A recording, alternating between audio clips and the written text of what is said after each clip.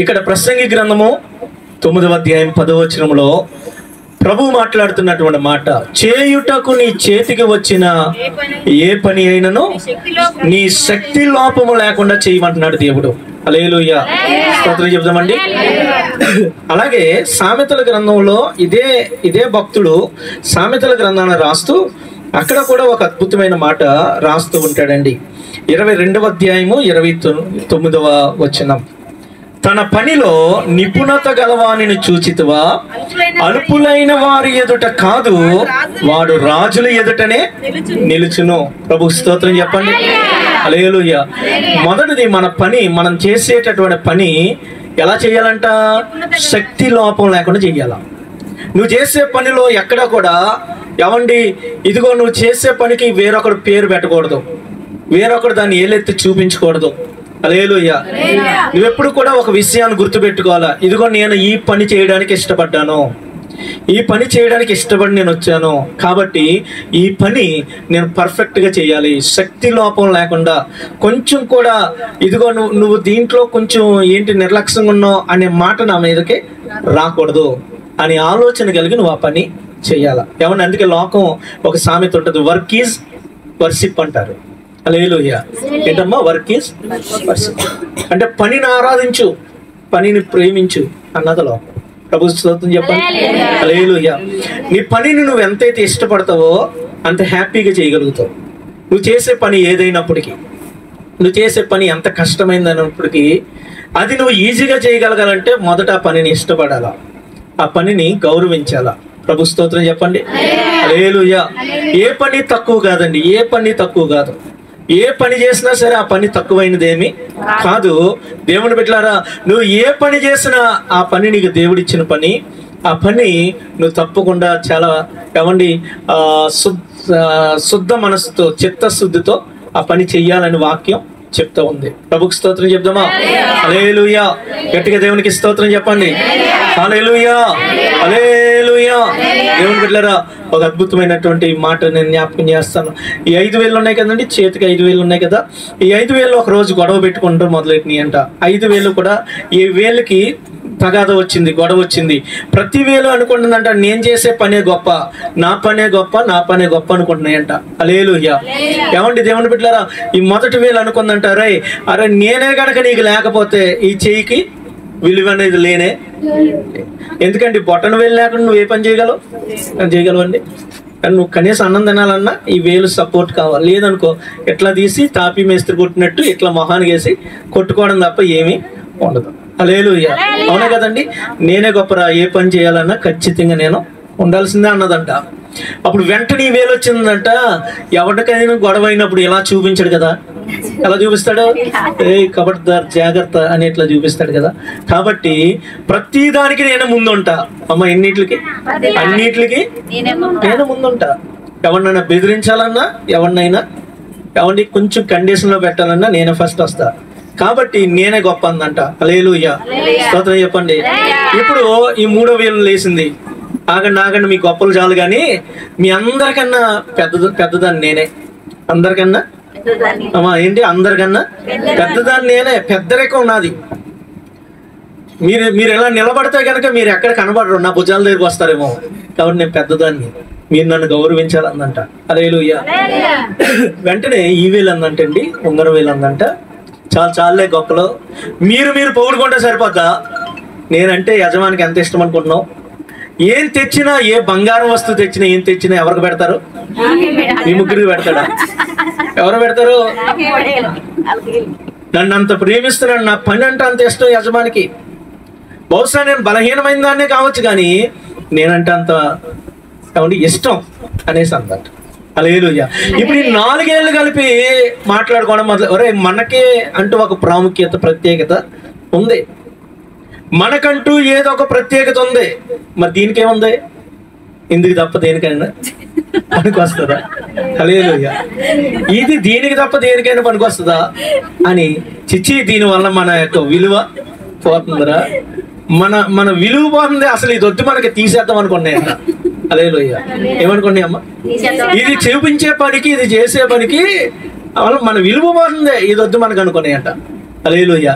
అప్పుడు వెంటనే ఈ వీళ్ళందంట చాలు చాలులే, మీకు ఎన్ని టాలెంట్లున్నా ఎంత తలాంతులున్నా దేవుని పూజించే విషయంలో నేనే ముందుంటా అందంట. స్తోత్రం చెప్పండి అమ్మ. ఏంటి ప్రభువును పూజించడానికి నువ్వు దండం పెట్టినప్పుడు మీ అందరు వెనకాల ఉంటారు, నేనే ముందుంటాను అందంట.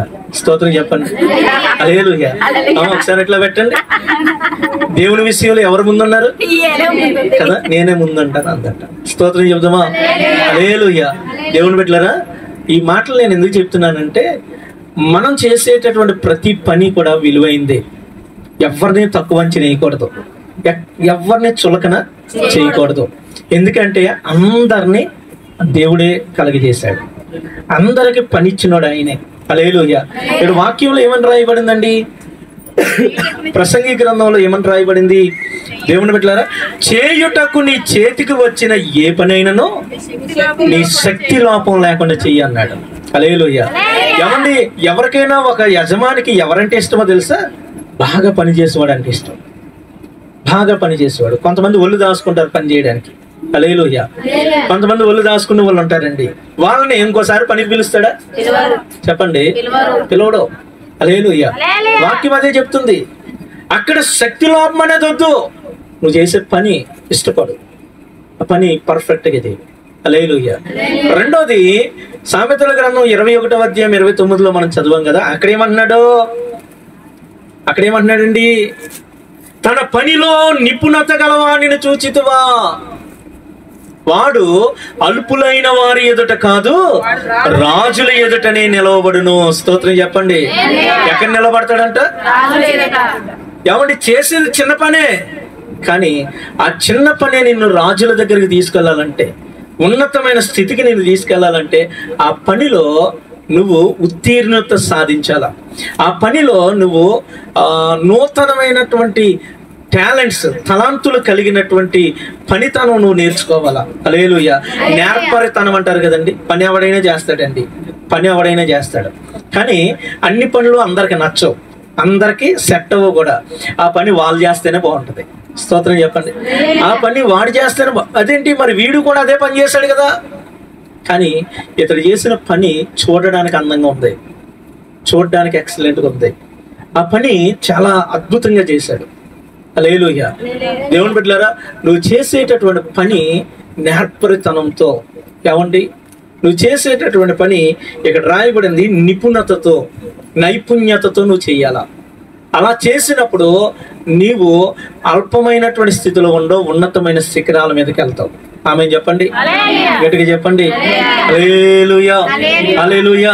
దేవుని బిడ్డలారా, ఈ రోజు అసలు పని కొరకు నేను ఎందుకు చెప్తున్నానంటే, ఈ రోజు ప్రభు మనల్ని అందరిని పిలుచుకున్నాడు, మనమందరం దేవుని పనిలో ఉన్నాం.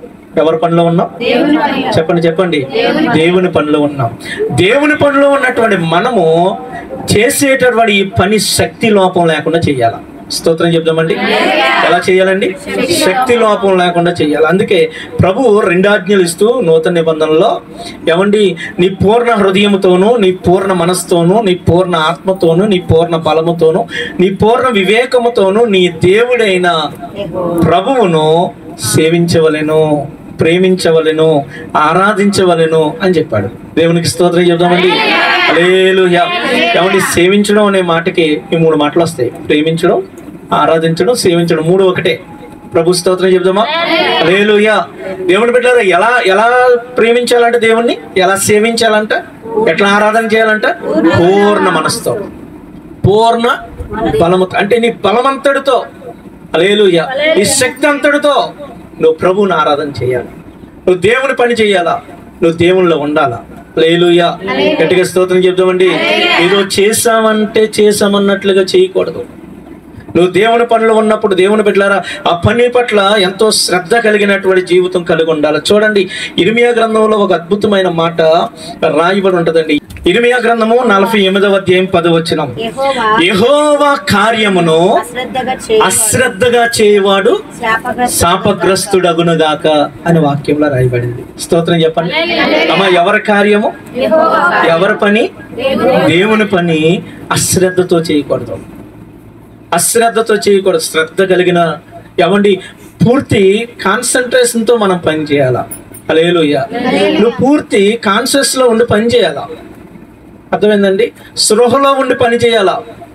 దేవుని పని చేస్తున్నామంటే ఏదో చేసామరా అన్నట్లుగా మనం చేయకూడదు. అది వాక్యం చెప్పే పనా, ఆరాధన చేసే పనా, పాట పాడే పనా, సాక్ష్యం చెప్పే పనా, లేదా చీపురు పట్టుకొని ఊకే పనా, అది ఏదైనప్పటికీ నువ్వు దేవుని పని చేస్తున్నప్పుడు అశ్రద్ధతో చేయకూడదు. దేవుని వాక్యం చెప్తుంది. హల్లెలూయా. నువ్వు అశ్రద్ధతో చేస్తే దీవెనకు బదులు శాపం వస్తుందని వాక్యంలో రాయబడింది. ప్రభుకు స్తోత్రం చెప్పండి. దేవుని బిడ్డలారా, బైబిల్ గ్రంథంలో ఒక అతను దేవుని పనిని అశ్రద్ధగా చేశాడు. ఆయన మనం అనుకున్నట్లు ఏదో తెలియలేనటువంటి వ్యక్తి కూడా కాదు. అర్థమైందండి? పోన్లేండి పిల్లోడు తెలియదు అంటాం కొన్నిసార్లు. ఏదైనా ఒక పని చేసినప్పుడు ఒకవేళ ఆ పని సరిగ్గా చేయలేదనుకోండి, మంచిగా చేయలేదనుకో, పక్కన ఉన్న వాళ్ళు ఏమంటారు? కొత్తోడండి, ఇప్పుడు వచ్చాడండి, నేర్చుకుంటున్నాడండి అంటారు. అవునా కదా? అంటారా? హల్లెలూయా. ఇప్పుడు నేను చెప్పబోయే వ్యక్తి కొత్తోడేం కాదు, భక్తిలో తెలిసి తెలియలేనాడు కూడా కాదు, నేర్చుకునే స్థాయి కూడా కాదు. హల్లెలూయా. ప్రభు స్తోత్రం చెప్పండి. విశ్వాసులకు తండ్రి స్థానాన్ని దేవుడు ఆ వ్యక్తికి ఇచ్చాడు. ఎవరండి అయినా? విశ్వాసులకి తండ్రి అనగానే అర్థమైపోయింది. హల్లెలూయా. అబ్రహాము గారు యెహోవా కార్యమును ఒక్క సమయంలో నిర్లక్ష్యంగా చేశాడు, అశ్రద్ధతో చేశాడు. ఏ సమయంలోనండి? ఆదికాండం 15వ అధ్యాయంలో రాయబడి ఉంటది. దేవుడు అంటాడు, ఇదిగో నీ సంతానాన్ని నేను ఎలా దీవించబోతున్నానో నీకు చూపిస్తాను రా అనగానే, దేవుని బిడ్డలారా, బలి పట్టుకొని, బలి పశువులు తీసుకొని, ఏమండి ఆకాశ పక్షులు తీసుకొని అక్కడ బలి అర్పించినటువంటి అబ్రహాము నిద్రపోయాడని రాయబడి ఉంటది. స్తోత్రం చెప్పండి. ఆదికాండం 15వ అధ్యాయంలో ఏమండి బలి అర్పించినటువంటి అబ్రహాము దాంట్లో కాపాడకుండా ప్రొద్దుగుంకే వేళ నిద్రపోయినప్పుడు దేవుని బిడ్డలారా, ఆకాశ పక్షులు వచ్చి ఆ యొక్క కళేబరముల మీద వ్రాలెను అని రాయబడి ఉంటది. ప్రభుకు స్తోత్రం. గట్టిగా చెప్పండి హల్లెలూయా, హల్లెలూయా. గట్టిగా దేవునికి స్తోత్రం చెప్దామా? 10వ వచనం చదువుదాం చూడండి. అతడు అవన్నీ తీసుకొని వాటిని నడుమునకు ఖండించి దాని ఖండమునకు ఎదురుగా ఉంచెను. పక్షులను అతడు ఖండించలేదు. వినండి. గ్రద్దలు ఆ కళేబరముల మీద వ్రాలినప్పుడు అబ్రహాము వాటిని తోలివేసెను. ప్రొద్దుగుంక పోయినప్పుడు అబ్రహామునకు గాఢ నిద్ర పట్టెను. ప్రభుకు స్తోత్రం చెప్దామా? హల్లెలూయా. దేవుని బిడ్డలారా, బలిచ్చాడు, ఆ బలిని కాపాడే విషయంలో నిర్లక్ష్యంగా ఉన్నాడు. హల్లెలూయా. ఎవరి శ్రద్ధ చూపించట్లేదు, ఏదో బలిచ్చి అట్లా కూర్చున్నాడు అంతే. ప్రభు స్తోత్రం చెప్పండి. ఈరోజు దేవుడు మాట్లాడుతున్నాడు. అందుకే నీ సంతానం ఎలా జీవించబడబోతుందో నీకు చూపిస్తానని చెప్పినటువంటి దేవుడు 8వ వచనం చదవండి. అతడు ప్రభువైన యెహోవా, నేను దీన్ని స్వతంత్రించుకొనేదనని నాకిట్లే తెలియననగా ఆయన అన్నాడు, ఇదిగో 3 ఏండ్ల పెయ్యను, పావురు పిల్లను ఇవన్నీ పట్టుకుని నా దగ్గర రా, నేను నీతో చెప్తాను అన్నాడు. హల్లెలూయా. అయ్యా, నువ్వు నాకు ఇంత గొప్ప ఆశీర్వాదం ఇస్తానన్నో, ఈ ఆశీర్వాదం నా కుటుంబం పొందుకుంటుందని నాకు ఎలా తెలుస్తుందయ్యా అని అడిగినప్పుడు దేవుడు అన్నాడు, నీకు చూపిస్తాను రా అన్నాడు. ఎందుకు పిలిచాడండి? ఎందుకు రమ్మన్నాడు దేవుడు? ఎలా దీవించబోతున్నానో చెప్పడానికి రమ్మన్నాడు. అమ్మ అవునా కదా? అట్లట్లేదు. అవండి, నీ కుటుంబాన్ని, నీ సంతానాన్ని నేను ఎలా దీవించబోతున్నానో నీకు చూపిస్తాను అబ్రహామా. నేను చెప్పినట్లు తీసుకొచ్చి బలి అన్నాడు. ఇప్పుడు అబ్రహాం గారు పట్టుకొచ్చి బలి ఇచ్చాడు. బలి ఇచ్చిన తర్వాత దేవుని బిడ్డలారా, మరి దేవుడు ఏం చేస్తున్నాడండి? ఏం చూపిస్తున్నాడు అక్కడ చూడండి. 13వ వచనం. ఆయన అంటున్నాడు, నీ సంతతి వారు తమది కాని పరదేశమందు నివసించి ఆ దేశపు వారికి దాసులవుతారు. ఇది ఆశీర్వాదమా? అట్లట్లేదండి. వాళ్ళు ముందేమన్నాడు? స్వతంత్రించుకుంటారు అన్నాడు. స్వతంత్రించుకోవడం అంటే ఫ్రీడమ్. ఏమండి దేవుని బిడ్డలారా, ఎవ్వరి ఆంక్షలు లేకుండా, ఏ విధమైనటువంటి రిస్ట్రిక్షన్స్ లేకుండా దేవుని బిడ్డలారా, వారు తమకు మట్టుకు తాము బ్రతకడానికి నీ సంతానం ఎలా దీవించబడతారో నీకు చూపిస్తాను రా అన్నాడు. మరి ఇప్పుడు ఏమని చూపిస్తున్నాడండి? దేవుని బిడ్డలారా, ఏమని చూపిస్తున్నాడు? వారు తమది కానటువంటి దేశములో, వేరొక దేశములో దాసులుగా బతుకుతారు 400 సంవత్సరాలు. ఈ శాపం నుంచి వచ్చిందండి? దేవుని పని అశ్రద్ధగా చేయడం వల్ల కదా. ఇర్మియా గ్రంథంలో అదే కదా రాయించాడు. యెహోవా కార్యమును అశ్రద్ధగా చేయవాడు శాపగ్రస్తుడగునుగాక అని వాక్యంలో రాయబడింది కదా. ఈరోజు ప్రియ దేవుని బిడ్డలారా, ఇదిగో దేవుని సన్నిధిలో మనం ఉన్నాం, ప్రభువు పాదాల ముందు మనం ఉన్నాం. నువ్వు దేవుని పని అశ్రద్ధ చేయొద్దు, దేవుని పని నిర్లక్ష్యం చేయొద్దు. హల్లెలూయా. ప్రభువుకి స్తోత్రం చెప్తామండి. హల్లెలూయా. ఈరోజు మన దేవుడు చేతకాని వారి వైపు చూడండి. ఎప్పుడు కూడా చేతకాని వారి వైపు, బలహీనుల వైపు మన దేవుడు చూడటం. ఏమండి, అన్న నాకు బలహీనత ఉంది కదన్నా, నేను చేయలేకపోతున్నాను అంటే దేవుడు కూడా సర్లే అమ్మా అంటాడు. నీకు బలం ఉండి, జ్ఞానం ఉండి, ఆరోగ్యం ఉండి, ధనం ఉండి, అన్నీ కలిగి ఉండి నువ్వు దేవుని పని చేయట్లేనప్పుడు దేవుడు నీ మీద కోపం తెచ్చుకుంటాడు. ప్రభు స్తోత్రం చెప్తామా? గట్టిగా చెప్పండి. హల్లెలూయా. ఏమండి, బైబిల్ గ్రంథంలో లూకా సువార్త 13వ అధ్యాయం 6వ వచనంలో ఒక చెట్టును నరికేమన్నాడు దేవుడు. మా ఎవరిని? ఏ చెట్టు అది? అంజూరపు చెట్టును నరికా. ఎందుకు నరికేమన్నాడు? ఫలించట్లేదని. ఏమండి, అంటే ఫలించకపోతే నరికేమంటాడా? దానికి ఏది తక్కువ చేయలేదు దేవుడు. తోటమాలను పెట్టాడు, చుట్టూ కంచి వేశాడు, ఒక తోటలో పెట్టాడు. హల్లెలూయా. దానికి ఎరువేస్తూ ఉన్నాడు, పాదులు చేస్తూ ఉన్నాడు, నీళ్లు పెడుతున్నాడు, అన్నీ చేశాడు. అన్నీ చేసి ఫలాల కోసం చూస్తుంటే ఫలం రాలే. ఈరోజు నీకు ఏది ఇవ్వకుండా నీ నుంచి ఆశించే దేవుడు కాదు. నువ్వు దేవుని పనిలో ఉన్నావు, దేవుని బిడ్డలారా, నువ్వు దేవుని సంఘంలో ఉన్నావు, సన్నిధిలో ఉన్నావు, నీకు కావలసినవి అన్ని దేవుడు నీ జీవితంలో చేస్తున్నప్పుడు నువ్వు దేవుని పని కూడా అంతే శ్రద్ధగా చేయాలి. దేవుని విషయంలో కూడా నువ్వు అంతే పర్ఫెక్ట్గా ఉండాలి. ప్రభుకి స్తోత్రం చెప్పండి, గట్టిగా చెప్పండి. హల్లెలూయా. చూడండి, లూకా సువార్త 21వ అధ్యాయంలో మొదటి వచనం నుంచి ఒకసారి చదవండి. అక్కడ రాయబడిన మాట ఒకసారి మనం జ్ఞాపకం చేసుకుందాం. లూకా సువార్త 21వ అధ్యాయము మొదటి వచనం. కానుకల పెట్టెలో తమ కానుకలను వేయుచున్న ధనవంతులను ఆయన పారదూచెను. అమ్మ, ఎవరిని చూశాడు? ఇప్పుడు ఆ మందిరంలో ధనవంతులే ఉన్నారా? పేదోళ్ళు లేరా? అట్లట్లేదండి. పేదోళ్ళని చూడలేదా యేసుప్రభు? అంటే యేసుప్రభు ధనవంతులు అంటే ఇష్టమా? యేసుప్రభుకి గొప్పలంటే ఇష్టమా? వాళ్ళ వైపు చూస్తాడు ఆయన. అట్లండి. ఎవరి వైపు చూశాడని రాయబడింది? ఏమండి, కానుకల పెట్టెలో తమ కానుకలు వేయుచున్న ధనవంతులను పారజూచాడంట. ఎందుకని వాళ్ళ వైపు చూస్తున్నాడు చెప్పనా? సరే, వీళ్ళ ఆస్తిని నేను దీవించాను, వీళ్ళ కుటుంబాన్ని నేను దీవించాను, వీడి ఉద్యోగాన్ని నేను దీవించాను, వీళ్ళు చేసే వ్యాపారాన్ని నేను దీవించాను, వీళ్ళకి కావలసినంత అడిగిన సమయంలో నేను వీళ్ళకి మేలు చేసుకుంటూ వచ్చాను కదా, వీరు నాకు ఇచ్చే విషయంలో ఎలా ఉన్నారు, ఈ పనిలో వీరు ఏం చేస్తున్నారు? ఇప్పుడు ఇచ్చేదేంటి? పనే కదా, దేవుని పనే కదా. ఈ పనిలో వీరు ఏం చేస్తున్నారు అని పార చూశాడంట. హల్లెలూయా. స్తోత్రం చెప్పండి. ఎవరిని పార చూశాడు? కలిగిన వారిని. ఈరోజమ్మా నీకు దేవుడు ఆరోగ్యం ఇచ్చాడు. ఆరోగ్యం ఇచ్చిన తర్వాత నీ వైపు దేవుడు చూస్తున్నాడు. ఏముంది? ఎందుకు? నువ్వు వచ్చి దేవుని పని చేస్తావేమోనని. ఈరోజు నీకు చదువు ఇచ్చాడు, నీ వైపు దేవుడు చూస్తున్నాడు. ఎందుకు? నువ్వు ఏమండి నీ చదువుతో దేవుని మహింపరుస్తావేమోనని. స్తోత్రం చెప్పండి. నీకు కొన్ని తలాంతులు ఇచ్చాడు, టాలెంట్స్ ఇచ్చాడు, ఆ పని దేవుని కొరకు ఉపయోగిస్తావేమోనని దేవుడు చూస్తున్నాడు. నీకు ధనం ఇచ్చాడు, ఉద్యోగం ఇచ్చాడు, లేదా ఒక వాహనం ఇచ్చాడు, లేదా నీ జీవితంలో ఏదైనా ఒక వస్తువు ఇచ్చాడు.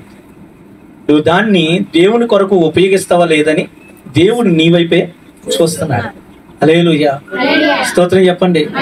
దేవుని బిడ్డలారా, ఇక్కడ ధనవంతుల వైపు దేవుడు చూస్తుంటే, కలిగిన వారి వైపు దేవుడు చూస్తుంటే, వారికన్నా మించిపోయి ఒక ఆమె చేసిందండి. ఒక పేద వెధవరాలు 2 కాసులు తెచ్చి కానుకలు పెట్టిలో వేస్తే యేసయ్య అంటున్నాడు, అందరికన్నా ఈమె ఎక్కువ ఇచ్చింది అంటున్నాడు. అంటే అన్ని కలిగినోడు వెనకబడిపోయాడు, ఏమీ లేనామె ఉన్నతమైన శిఖరాల మీదకి ఎక్కేసింది. స్తోత్రం చెప్పండి. ఈరోజు దేవుని పనిలో అన్ని కలిగిన నీవు నిర్లక్ష్యం వహించడానికి లేదండి. వాక్యం చెప్తుంది. నీకు కలిగి ఉంది, దేవునికి ఇచ్చాడు, జ్ఞానం ఇచ్చాడు, అందం ఇచ్చాడు, ఆరోగ్యం ఇచ్చాడు, బలం ఇచ్చాడు, శక్తిని ఇచ్చాడు, వాహనం ఇచ్చాడు. దేవుని బిడ్డలారా, ఏమండి నీకు మంచి ఉద్యోగం ఇచ్చాడు, నీకు వ్యాపారం ఇచ్చాడు. వీటిల్లో నువ్వు దేవుని కొరకు దాన్ని ఉపయోగించగలగాల, నువ్వు దానితో దేవుని పని చేయగలిగి ఉండాలా. ప్రభుకి స్తోత్రం చెప్పండి. దేవుని బిడ్డ, అన్ని పొందుకున్న తర్వాత నిర్లక్ష్యంగా ఉండకూడదు. అన్ని పొందిన తర్వాత ఏమండి దేవుణ్ణి నువ్వు ప్రక్కన పెట్టకూడదు. ప్రభుకి స్తోత్రం చెప్పండి. హల్లెలూయా, హల్లెలూయా. గట్టిగా దేవునికి స్తోత్రం చెప్తామండి. హల్లెలూయా. దేవునికి పెట్టడం తెలుసు, తీసుకోవడం కూడా క్షణాల్లో పని అండి. ఆయనకి క్షణాల్లో పని. హల్లెలూయా. నేను ఎప్పుడు చెప్తూ ఉంటాను కదండి. సరే, మరొకసారి ఆ మాటను నేను చెప్పి ఇక వాక్యాన్ని పొడిగించదలుచుకోవట్లేదు, ముగించేస్తాను. ఏమండి, సమయం 1:15 అయింది అంటే 20 నిమిషాలు మన వాక్యం విన్నప్పటికీ ఒక మాట చెప్పి నేను ముగించేస్తాను. దేవుని బిడ్డలారా, ఒక ఆమె మందిరానికి వచ్చి పాపం ఒక విధవరాలు ప్రార్థన చేస్తుంది. అయ్యా, నాకు కొడుకున్నాడయ్యా, నాకు ఏ పని లేదయ్యా, ఉద్యోగం లేదయ్యా, ఏమీ లేదయ్యా, వాడిని పోషించుకోవడం నాకు చాలా కష్టమైపోతుంది అయ్యా. అయ్యా అయ్యా అయ్యా అయ్యా నాకు ఏదైనా ఒక జీవనాధారం నాకు చూపించయ్యా ప్రార్థన చేస్తుంది. అందరికన్నా ముందు వస్తుంది ఆమె మందిరానికి. అందరికన్నా ముందు వచ్చి దేవుని పని బాగా చేస్తుంది. దేవుని బిడ్డలారా, దైవజనుడికి కూడా ఆమె అంటే చాలా ఇష్టం. ఎందుకు? ఏమండి, దేవుని కొరకు రోషంగా నిలవబడినటువంటి స్త్రీ, దేవుని కొరకు అన్ని విషయాల్లో ముందున్నటువంటి స్త్రీ, అన్ని విషయాల్లో దేవుని బిడ్డలారా అందరికన్నా ఏమండి ఏమీ లేని స్థితిలో ఉన్నప్పటికీ దేవుని విషయంలో అందరికన్నా గొప్పగా ఆలోచించేటటువంటి స్త్రీ. అట్లా వస్తుంటే దైవజనుడు కన్నీళ్లు గార్చి ప్రార్థించాడు. సంఘం కూడా ఆమె ప్రవర్తన ఇచ్చి అందరూ ప్రార్థన చేయడం మొదలెట్టారు. దేవుని బిడ్డలారా, ఆమెకి డ్వాక్రా గ్రూప్ లో ఒక 4 గేదెలు వచ్చినాయి అంట. ఏమొచ్చినాయి? అట్లట్లేదండి, సరువు పక్కకు మేకలు వచ్చినట్టు ఈమెకి డ్వాక్రా గ్రూప్ లో ఒక 4 గేదెలు వచ్చినాయి. హల్లెలూయా. మాట్లాడలేదండి. హల్లెలూయా. 4 గేదెలు వచ్చినాయి.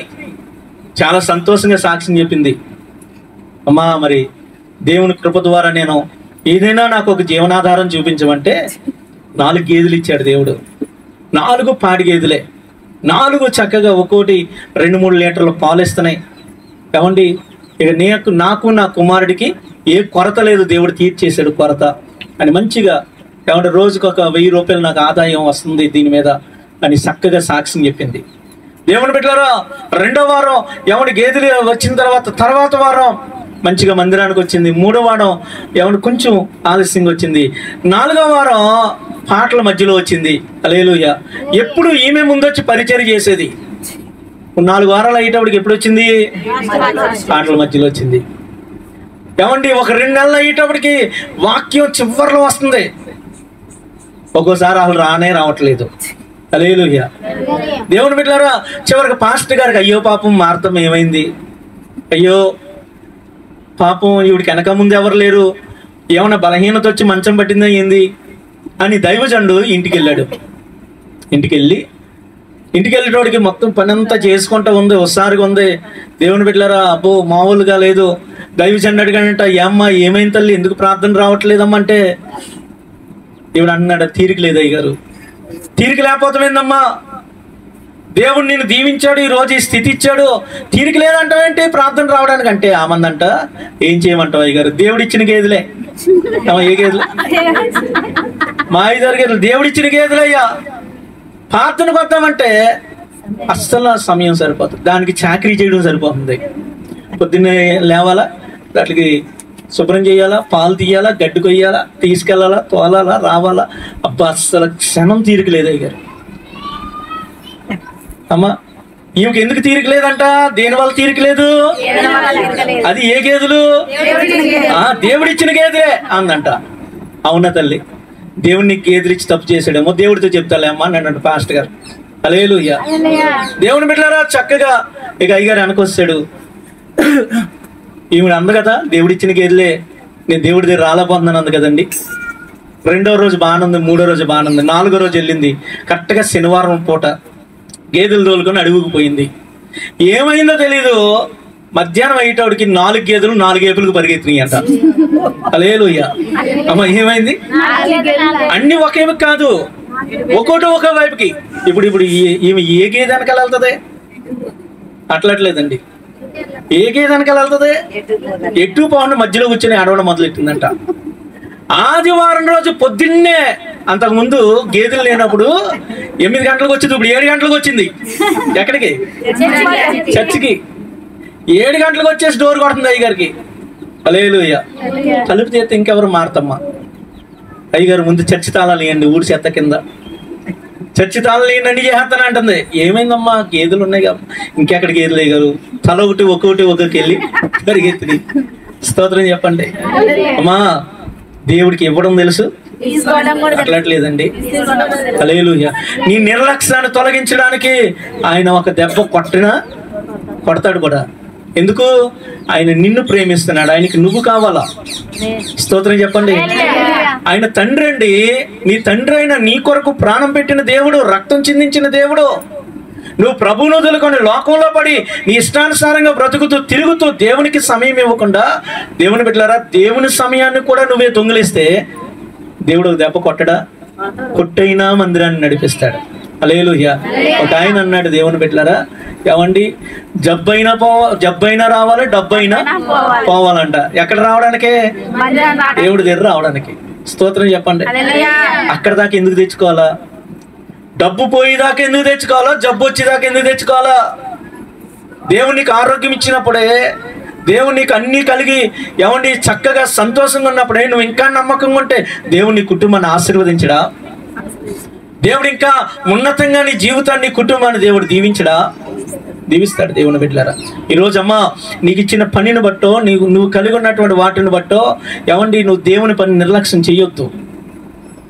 ఈ లోకంలో నువ్వు చేసుకునే పనిలో పర్ఫెక్ట్గా ఉండు. నువ్వు చేసే పనిలో శక్తి లోపం లేకుండా చెయ్యి. నువ్వు చేసే పని నైపుణ్యతతో పని చెయ్యి. నువ్వు ఆశీర్వదించబడతావు, ఉన్నతమైన శిఖరాలకు వెళ్తావు, మనుషుల దృష్టిలో మంచి పేరు సంపాదించుకుంటావు. అలాగే దేవుని పనిలో కూడా అంతే శ్రద్ధగా పనిచేయి. దేవుని సంఘంలో కూడా అంతే శ్రద్ధ కలిగి ఉండు. దేవుడి దగ్గర కూడా అంతే అనుకోగలిగి ఉండు. దేవుడి దగ్గర కూడా అంతే విధేయత కలిగి ఉండు. ప్రభుకి స్తోత్రం చెప్పండి. హల్లెలూయా. ఆఫీస్కి వెళ్ళగానే వాడు సెల్ ఫోన్ లాగేసుకుంటాడు. లాక్కోరండి. సాఫ్ట్వేర్ కంపెనీకి వెళ్తా ముందు అక్కడ పక్కన ఇయ్యాల. బ్యాంకులోకి వెళ్ళినా సరే అంతే. బ్యాంక్ ఎంప్లాయీస్ కూడా అంతే అండి. కొన్ని బ్యాంక్స్ ఉంటాయి, ప్రైవేట్ బ్యాంక్స్. వెళ్ళడం ముందు అక్కడ సెల్ ఫోన్లు పక్కన ఇయ్యాల. హల్లెలూయా. ఏమండి, అర్థమైంది? నీకు ఏమైనా ఇంపార్టెంట్ కాల్ అయితే కనుక నా నెంబర్ ఇవ్వమంటాడు మేనేజరు, నాకు చేయమని అంటాడు. అర్థమైందా? స్తోత్రం చెప్పండి. అరే, ఒక లోకంలోకి వెళ్ళినప్పుడే నువ్వు సెల్ పక్కన పడేస్తే మందిరానికి వచ్చి దేవుని వాక్యం వినుకుంటూ కొంతమంది సెల్ ఫోన్లు గెలుపుకుంటూ కూర్చుంటారు. చెత్త అంతా చూస్తారండి దాంట్లో. ఎక్కడుండి? మందిరం నుండి, ప్రభు సన్నిధిలో ఉండి. స్తోత్రం చెప్పండి. హల్లెలూయా. ఏమండి, వాడు ఆ కంపెనీలోకి వెళ్ళిన తర్వాత వాడు కొన్ని టాస్క్లు ఇస్తాడు. ఆ టాస్క్ ప్రకారం నువ్వు చేస్తేనే, హల్లెలూయా, వాడు ఇచ్చినటువంటి ప్రాజెక్ట్ వర్క్ నువ్వు కంప్లీట్ చేస్తేనే నీకు బోనస్ అంటాడు. రాత్రి అనక పగలనక నిద్ర మానుకొని అన్ని మానుకొని నువ్వు చక్కగా ఆ పని కంప్లీట్ చేస్తావు. దేని కొరకమ్మా? అడిచ్చే బోనస్ కొరకు, ఇంక్రిమెంట్ కొరకు. హల్లెలూయా. దేవునికి స్తోత్రం చెప్పండి. గట్టిగా చెప్పండి. 8 గంటల కంటే పావుతకు 8 గంటలకి వెళ్ళి అక్కడ బయోమెట్రిక్ వేస్తావు.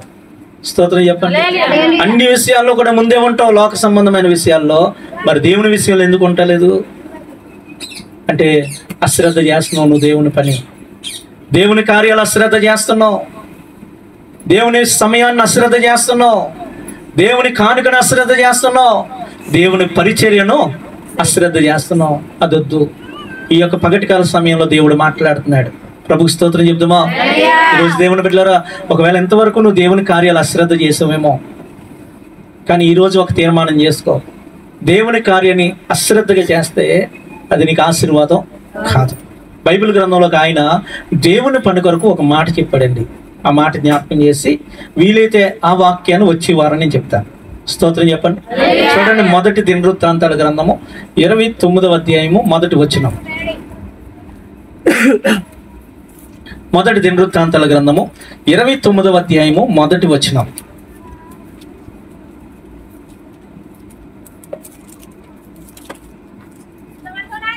యెహోవా హోరేబులో మొదటి దినవృత్తాంతాల గ్రంథము 29వ అధ్యాయము మొదటి వచనం.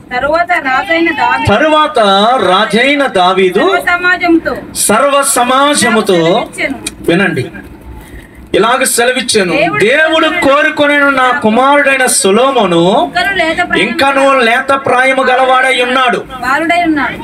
కట్టబోవు ఆలయము మనుషునికి కాదు, దేవుడైన యెహోవాకే గనుక ఆ పని బహు గొప్పది. స్తోత్రం చెప్పండి అమ్మా. ఏ పని దేవునికి చేసే పని గొప్ప పని అండి. అది బహు గొప్ప పని. ఈరోజు నీకు ఆ పని విలువ తెలియక నువ్వు అశ్రద్ధ చేస్తున్నావు, ఆ పని విలువ తెలియక నువ్వు నిర్లక్ష్యం చేస్తున్నావు, దేవుని యొక్క కార్యం విలువ తెలియక నువ్వు నిర్లక్ష్యం చేస్తున్నావు. హల్లెలూయా, స్తోత్రం చెప్పండి. ఎందుకంటే జీవిత సాక్ష్యం చెప్పిందండి. ఏమండి వాళ్ళ అమ్మాయో అక్కడ నాకు టీసీ కావాలని లెటర్లు రాసిందంట. పక్కన ఎవరో ఒక అన్న వచ్చిండు, చెప్పాడు, అమ్మా ఈ సీటు కొరకు నేను 3 నెలల నుంచి తిరుగుతున్నా తల్లి. మా అమ్మాయికి 500 అబోవ్ మార్కులు వచ్చినాయి కానీ నాకు ఇక్కడ సీటు దొరకలేదు. నీకు దొరికింది. నీకు ఈ సీటు విలువ తెలియక దాన్ని వదిలేసుకుంటున్నావు నువ్వు. నాకు తెలిసి నేను 3 నెలల నుంచి ఏలకాలు పట్టుకుంటున్నానని చెప్పినాక ఆ అమ్మాయి మనసు కొంచెం చేంజ్ అయింది. అవునా కదండి? అంటే నువ్వు చేసే పని విలువ నీకు తెలియకపోతే ఆ పనిలో నువ్వు నిర్లక్ష్యం ఉంటావు, ఆ పనిలో నువ్వు అశ్రద్ధ చేస్తావు, ఆ పని పట్ల నువ్వు దేవుని బిడ్డలారా అంత కరెక్ట్గా నువ్వు నీ మైండ్ సెట్ని నువ్వు సరి చేసుకోలేవు. నీ మైండ్ని సెట్ చేసుకోలేవు ఆ పని మీద. ఎందుకు? ఆ పని విలువ నీకు తెలియలేనప్పుడు. స్తోత్రం చెప్పండి. ఈరోజు దేవుడు మాట్లాడుతున్నాడండి, దేవుని పని బహు గొప్పది. ఆమేన్ చెప్పండి, స్తోత్రం చెప్పండి. హల్లెలూయా. నువ్వు దేవుని పని చేస్తున్నావు, ఆ పని గొప్పది. అది వదిలేసుకుంటే నీకు మరలా దొరకదు. అది నువ్వు కాదనుకుంటే ఆ పని మరలా నీకు దొరకదు. హల్లెలూయా, హల్లెలూయా. మొదటి సమూయేలు గ్రంథం 3వ అధ్యాయంలో 2వ అధ్యాయంలో ఒక మాట సమూయేలు గారు అక్కడ ఏలీతో దేవుడు మాట్లాడతాడు. మొదటి సమూయేలు గ్రంథంలో దేవుని బిడ్డలారా మాటను ఒకసారి మనం చదువుదాం. 2వ అధ్యాయము, మొదటి సమూయేలు గ్రంథము 2వ అధ్యాయము 35వ వచనం. తరువాత నమ్మకమైన ఒక యాజకుని నేను నియమింతును, అతడు నా యోచనను బట్టి నాకు అనుకూలంగా యాజకత్వము జరిగించును, అతనికి నేను నమ్మకమైన సంతానమును పుట్టింతును, అతడు నా అభిషక్తుని సన్నిధిని ఎప్పటికీ యాజకత్వము జరిగించును. అయితే అమ్మా ఏంటి? అయితే నీ ఇంటి వారిలో శేషించిన వారు ఒక వెండి రోకనైనను రొట్టె మొక్కనైనను సంపాదించుకొనవలెనని అతని యొద్దకు వచ్చి దండం పెట్టి, ఏం పెట్టి? దండం పెట్టి, నేను రొట్టె మొక్క తినున్నట్లుగా దయచేసి యాజకుల ఉద్యోగములో ఒకదాని యందు నన్ను ఉంచుమని అతనిని వేడుకొందురు. ఎవరండి? ఏలీ కొడుకులు. ఏలీ సంతానంలో ఏలీ ఒక యాజకుడు. బిడ్డా విను, ఏలీ ఒక యాజకుడు. అతని పిల్లలు దేవుని పనిని నిర్లక్ష్యంగా చేశారండి. ఈ 2వ అధ్యాయం 12 నుంచి 17 వరకు చదవండి. వారు చేసినటువంటి నిర్లక్ష్యాన్ని బట్టి, వారు చూపినటువంటి అశ్రద్ధను బట్టి దేవుని మందిరానికి సంఘం రావాలంటే అసహ్యపడ్డారంట. 17వ వచనంలో ఉంటారు, అందువలన జనులు యెహోవాకు నైవేద్యం చేయటి యందు అసహ్యపడిరి. హల్లెలూయా, స్తోత్రం చెప్పండి. ఎవరండి వాళ్ళు? ఎవరండి? సేవకుని పిల్లలు. వింటున్నారా పిల్లలారా? వినండి. సేవకుని పిల్లలు ఆ మందిరంలో సంఘంలో ప్రవర్తించిన విధానాన్ని బట్టి, వారి యొక్క తిండిబోతుతనాన్ని బట్టి, వారి వ్యభిచారపు మనస్సును బట్టి, వారు చూపినటువంటి అశ్రద్ధను బట్టి దేవుని సంఘానికి ప్రజలు రావాలంటే అసహ్యం వేసిందంట. దేవుని సంఘానికి ప్రజలు రావడానికి అసహ్యం వేసింది. అందుకే దేవుడు అన్నాడు, ఈ పని నీకు దూరం చేస్తాను అన్నాడు దేవుడు. నిన్ను దీనిలోంచి తీసేస్తాను, దీని కొరకు దండం పెట్టి అడుక్కునే పరిస్థితి తీసుకొస్తాను అన్నాడు దేవుడు. స్తోత్రం చెప్పండి. హల్లెలూయా. అమ్మా దేవుని పని ఈరోజు నీకు ఇచ్చాడు. ఈరోజు మన మధ్యలో మందిరం ఉంది, మన మధ్యలో సంఘం ఉంది, మన మధ్యలో దేవుడు ఉన్నాడు. హల్లెలూయా, స్తోత్రం చెప్పండి. నీకు ఆరోగ్యం ఇచ్చాడు, నువ్వు దేవుని పని చేయి. నీకు చదువు ఇచ్చాడు, దేవుని కొరకు ఉపయోగించు. నీకు ఉద్యోగం ఇచ్చాడు, ఆ ఉద్యోగం వల్ల వచ్చేటటువంటి లాభంతో నువ్వు దేవుని కొరకు నిలబడు. స్తోత్రం చెప్పండి. వ్యాపారం ఇచ్చాడు, ఆ వ్యాపారం ద్వారా దైవ సేవ జరగడానికి సహాయం చేయి. స్తోత్రం చెప్దామా? హల్లెలూయా. అంతేగాని నిర్లక్ష్యంగా ఉండొద్దు. అంత నాదే కదా, అన్ని సమయాలు నాయే కదా అనుకోవద్దు. దేవుని బిడ్డలారా, వెనకాలన్న ఆ అడుగును, ఆ కాలుని చూసి ముందు కాలు ఒకవేళ ఏమంటే కొంచెం గర్వంగా ఫీల్ అయింది అనుకోండి, వెనకాల కాలు ముందుకు రావడానికి ఎంతసేపు పట్టిద్ది? క్షణం చాలు.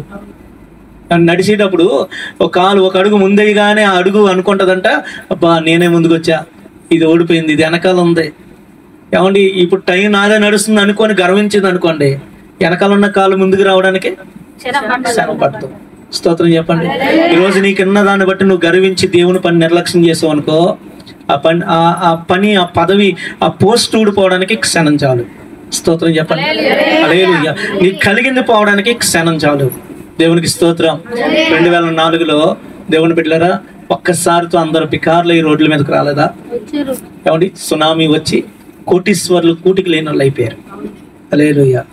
ఈరోజు మనకు దేవుడు ఇచ్చాడు, దాంతో దేవుని పని చేద్దాం. నిర్లక్ష్యంగా ఉండొద్దు. ఒక దేవుని పని కొరకే నేను చెప్పట్లేదు. ఏమండి, నువ్వు చేసే పనిలో కూడా నిర్లక్ష్యం వద్దు. నువ్వు చేసే పని కూడా నమ్మకంగా చెయ్యి. ఒక యజమాని కింద పని చేస్తున్నావా, నమ్మకంగా ఉండు. ఒక కంపెనీలో పని చేస్తున్నావా, నమ్మకంగా చెయ్యి. దేవుని బిడ్డలారా, ఒక ఇంట్లో పని చేస్తున్నావా, నమ్మకంగా చెయ్యి. నీ నమ్మకమైన వాడికి దీవెనలు మెండుగా కలుగునన్నాడు. నువ్వు నమ్మకంగా ఉంటే, శ్రద్ధ కలిగి ఉంటే దేవుని సన్నిధినికి తోడుగా ఉంటుంది. హల్లెలూయా. లోకంలో నువ్వు ఎంత శ్రద్ధగా పనిచేస్తున్నావో దేవుని సంఘంలో కూడా అంతే శ్రద్ధ కలిగి ఉండు. హల్లెలూయా. నీ కుటుంబాన్ని ఎంత ప్రేమిస్తున్నావో దేవుని సంఘాన్ని అంతే ప్రేమించు. దేవుని మందిరాన్ని ప్రేమించు. దేవుని కృప నీకు తోడుగా ఉంటుంది. అటు కృప దేవుడు దయచేయను గాక. ఆమేన్.